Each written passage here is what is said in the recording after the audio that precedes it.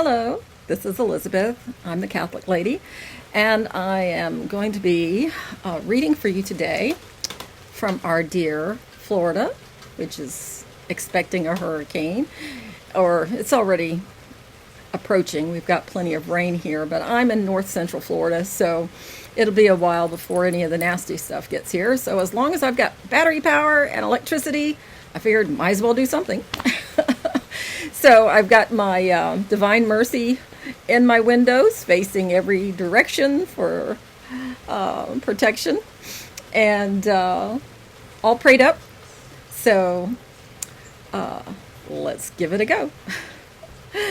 All right, so we were reading from the Book of Wisdom, or the Wisdom of Solomon, and we're at chapter 11. So I'll begin. Wisdom prospered their works. Wisdom prospered their works by the hand of a holy prophet. They journeyed through an uninhabited wilderness and pitched their tents in untrodden places. They withstood their enemies and fought off their foes. When they thirsted, they called upon you. The water was given them out of flinty rock, and slating of thirst from hard stone. For though the very things by which their enemies were punished, they themselves received benefit in their need. Instead of the fountain of ever-flowing water, stirred up and defiled with blood, in rebuke for the decree to slay the infants, you gave them abundant water unexpectedly, showing by their thirst at that time how you punished their enemies. For when they were tried, though they were being disciplined in mercy, they learned how the ungodly were tormented when judged in wrath. For you tested them as a father does in warning, but you examined the ungodly as a stern king does in condemnation. Whether absent or present, they were equally distressed, for a twofold grief possessed them, and a groaning at the memory of what had occurred. For when they heard that through their own punishments the righteous had received benefit, they perceived it was the Lord's doing.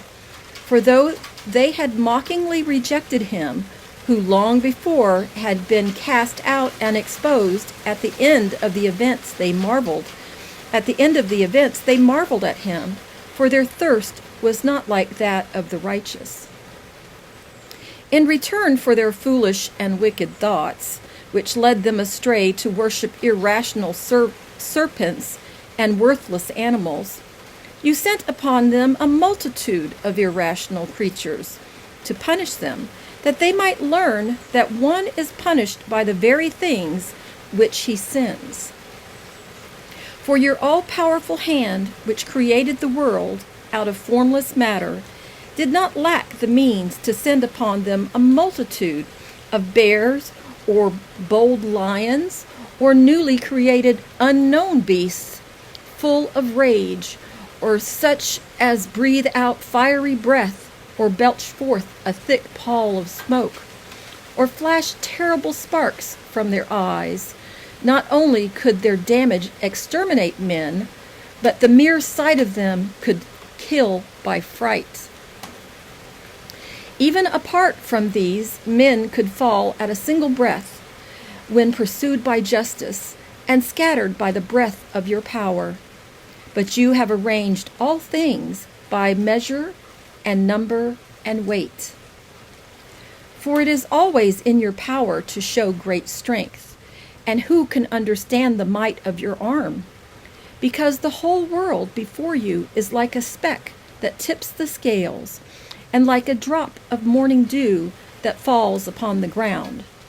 But you are merciful to all, for you can do all things, and you can overlook men's sins, that they may repent. For you love all things that exist, and you loathe none of the things which you have made. For you would not have made anything if you had hated it. How would anything have endured if you had not willed it? Or how would anything not called forth by you have been preserved. You spare all things, for they are yours. O Lord, who love the living. And we'll continue with the next chapter shortly.